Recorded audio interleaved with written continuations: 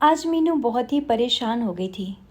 थोड़ा थोड़ा तो बहुत दिनों से चल रहा था, मगर आज की बात सुन कर के तो उसको बहुत बुरा लगा। और उसने भी अपने परिवार वालों को अपनी अहमियत और कदर करने का सबक सिखाने का फैसला लिया है। हुआ कुछ ऐसे कि मीनू जब शादी होकर आई थी, बहुत अच्छी जॉब करती थी, 50,000 महीना कमाती थी। मगर उसकी सास ससुर सब और उसके पति नहीं चाहते थे कि वह नौकरी करे। उसने भी अपनी इच्छा को एक तरफ रखकर नौकरी से इस्तीफ़ा दे दिया और घर संभालने लगी। घर भी वह बहुत अच्छे से संभाल रही थी, छोटे बड़े सबका ध्यान रखती थी। समय बीत गया, बच्चों का भी ध्यान रखती थी, पढ़ाना लिखाना, समय पर खाना। थोड़े सहायक रखे हुए थे, मगर खाना बनाने का काम और भी बहुत काम होते हैं, सब वह करती थी। 24 घंटे चक्कर गिन्नी के जैसे घूमती रहती, मगर फिर भी घर वाले उसकी कदर नहीं करते थे। जब भी होता कुछ ना कुछ उसको सुनाते ही रहते थे। हद तो तब हुई जब एक दिन उसने कहा, मेरा सिर दुख रहा है और मेरी तबीयत ठीक नहीं, आज मैं खाना नहीं बना सकती। तो मम्मी जी आज आप खाना बना लीजिए। सास और ननद और पति उसको बहुत ही भला बुरा कहने लगे। तुम पूरे दिन घर में रहकर करती क्या हो? तुमसे इतना सा काम नहीं होता है? क्यों नाटक कर रही हो सिर दुखने का? चलो उठो खाना बनाओ। उसको बहुत तकलीफ़ हुई। वह एक बात नहीं बढ़ाना चाहती थी। किसी तरह उठकर के उसने खाली खिचड़ी बना दी। घर में घमासान युद्ध हो गया। खाली खिचड़ी कोई खाने की चीज़ है? दिन भर आराम करती रहती हो और खाने में ही है खिचड़ी खाली, हम नहीं खाएंगे। उसने बोला, आपको दिखता नहीं मेरी तबीयत ठीक नहीं, एक दिन अगर आप खाना बना लेंगे तो कैसा रहेगा, और नहीं तो खाली खिचड़ी खा लीजिए, मैंने कितनी मुश्किल से बनाई है। उस पर बहुत सारे अपशब्द सुनने के बाद वह बिना खाए सो गई। उसके बाद में ऐसा बहुत बार हो गया और अब तो बच्चे भी बोलने लगे कि तुम करती क्या हो माँ, हमारी मनपसंद की चीज़ें भी नहीं बना सकती हो, पूरे दिन घर में ही तो रहती हो। हमारे दोस्तों की माँ को देखो, कितनी स्मार्ट रहती हैं, नौकरी भी करती हैं और घर भी संभालती हैं, और तुम तो खाली घर में रहती और दिन भर एकदम व्यस्तम लगती हो। हमको तो अपने दोस्तों को मिलाने में भी शर्म आने लगी है। ये सुनकर उसको बड़ी तकलीफ़ होती थी। आज उसने मन में ठान लिया था, बहुत हुआ, बहुत सुन लिया, अब इनको सबक सिखाना ही पड़ेगा। दूसरे दिन सुबह वह एकदम जल्दी से उठी, बिना किसी को बताए अपना बैग तैयार करा और अपनी डॉक्टर दोस्त के घर चली गई। फ़ोन को भी स्विच ऑफ कर दिया। अब घर में सुबह सुबह किसी को चाय नहीं मिली, नाश्ता नहीं मिला, पति को पेपर नहीं मिला, और सुबह सुबह काम वाली सहायक ने भी लैंडलाइन पर फ़ोन कर आने से मना कर दिया। अब तो पूरा घर अस्त व्यस्त था। सब एक दूसरे को बोल रहे थे, रीना तुमको कुछ बोल कर गई है? बच्चों तुमको तुम्हारी माँ कुछ बोल कर गई है? सब एक दूसरे को मना करने लगे कि हमको तो कुछ नहीं कहा। अब जब अपने हाथ से काम करना पड़ा तो सबको नानी याद आ गई। समझ में आया कि घर में कितने काम होते हैं, जो उसको आसानी से सब टेबल पर मिल जाता था, सब घर में मिलता था, वही उनको खुद को करना पड़ रहा है। तो कैसा लगा है? फ़ोन करा तो फ़ोन बंद आ रहा था। अब तो घर वालों को सबको अपनी गलतियां अपना कहा वह सब याद आने लगा। उन्होंने उस पर कितनी ज्यादती करी है। पूरे दिन चक्कर गिन्नी के जैसे काम करती रहती थी, तो भी उसके सिर दर्द और उसकी तबीयत ठीक ना होने पर भी कोई उसकी मदद करने को तैयार नहीं हुआ।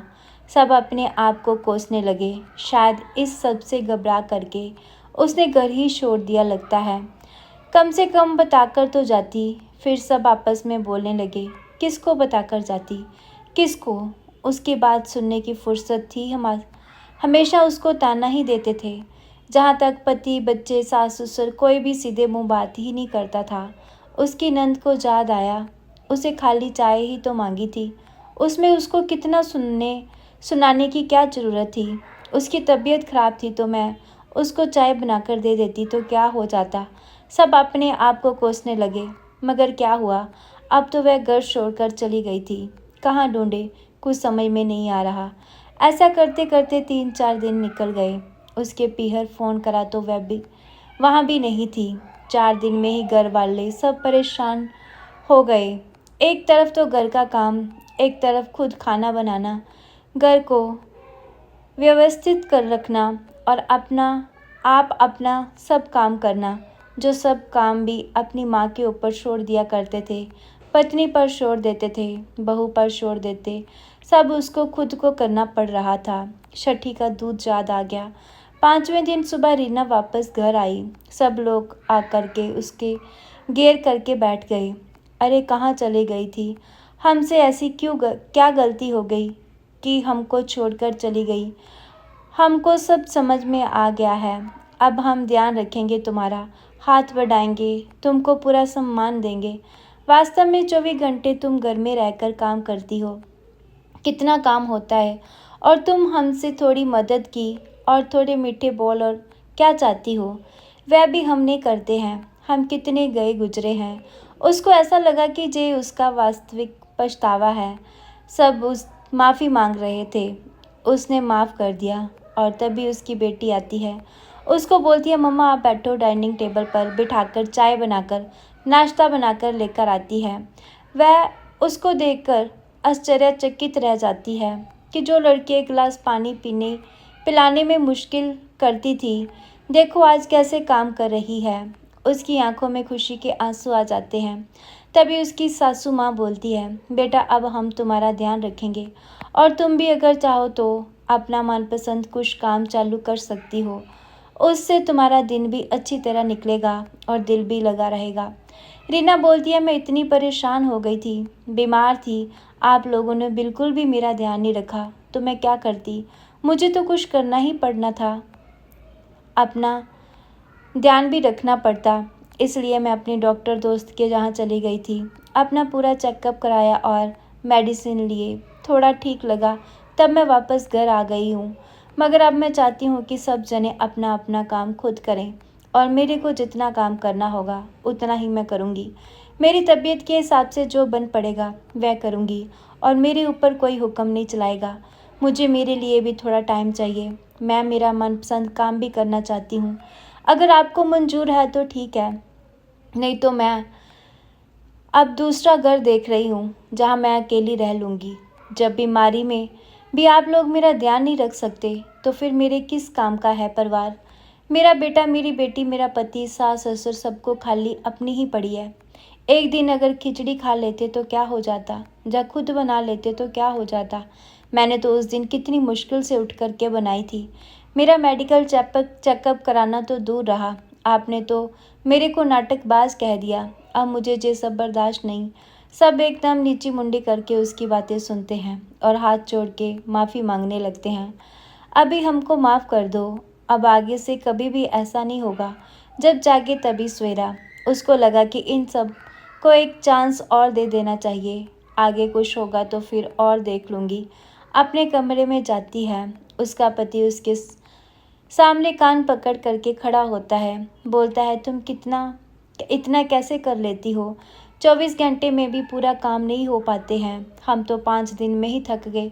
तब जाकर एहसास हुआ कि तुम कितना काम करती थी और हम कहते तुम करती क्या हो? हमने तुम्हारा बहुत दिल दुखाया है, मेरे को माफ़ करना, आगे से कभी भी ऐसी गलती नहीं होगी। और वह उसके गले लग जाती है, बोलती है कि अब माफ़ी मांगना छोड़ो, ये तो ट्रेलर था।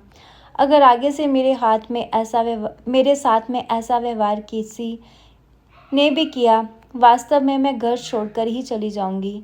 पति बोलता है, ना बाबा ना, नाना ऐसा ना करना, और दोनों हंसने लगते हैं।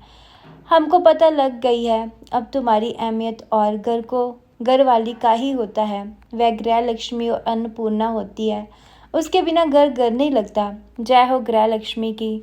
साथ में सब बोलते हैं, जय हो गृह लक्ष्मी की, और सब हंसने लगते